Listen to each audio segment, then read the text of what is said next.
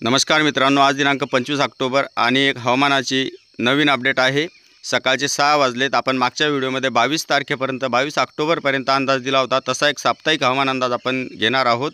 साधारणतः 4 तारखेला 3-4 तारखेला सुद्धा राज्यामध्ये पावसाची शक्यता आहे आणि आता सध्याचा पुढील 48 तासामध्ये नेमकी काय परिस्थिती असणार आहे याचा एक थोडक्यात आढावा आपण या व्हिडिओच्या माध्यमातून घेणार आहोत। मी पंजाब बचाटे पाटील आणि आपण IMDचा मॉडेल या ठिकाणी पाहत आहात।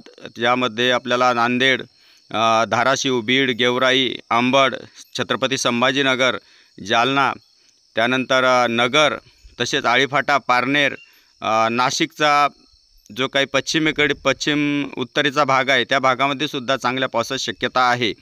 तसेच पुण्याच्या, सातारा, सांगलीच्या काही भागामध्ये पावसाची शक्यता आहे। मुख्यतः आपल्याला किनारपट्टीचा भाग म्हणजे जसं कर्जत, रायगड असेल किंवा मुंबईचा भाग असेल, या भागामध्ये काही ठिकाणी जोरदार ते अतिजोरदार पावसाची शक्यतासुद्धा नाकारता येत नाही आणि राज्याच्या तुरळक भागामध्ये जोरदार पाऊस असू शकतो। याच मराठवाड्याच्या भागामध्ये तसेच विदर्भामध्ये आपल्याला तुरळक ठिकाणी हलक्या ते मध्यम पावसाची शक्यता असणार आहे। काही ठिकाणी शिडकाव टाकणारा पाऊस आपल्याला पाहायला मिळू शकतो आणि त्यानंतर काही दिवस वातावरण थोडंसं क्लिअर राहणार आहे। म्हणजे 29, 30, 31 तारखेला किंवा साधारणतः 2 तारखेपर्यंत, परंतु 3 तारखेला राज्यातलं वातावरण पुन्हा बदलण्याची शक्यता आहे। आपण या ठिकाणी बंगालच्या खाडीमध्ये पुन्हा तयार होत असलेलं एक सिस्टम, या ठिकाणी बंगालच्या खाडीमध्ये जी काही प्रणाली तयार होत आहे त्याचं सरळ लोकेशन आपल्याला या ठिकाणी दिसतंय। त्यामुळे राज्यात पुन्हा एकदा वातावरण बदलेल आणि किती पाऊस येईल याची नवीन अपडेट आपण त्यावेळेला नक्की देण्याचा प्रयत्न करू।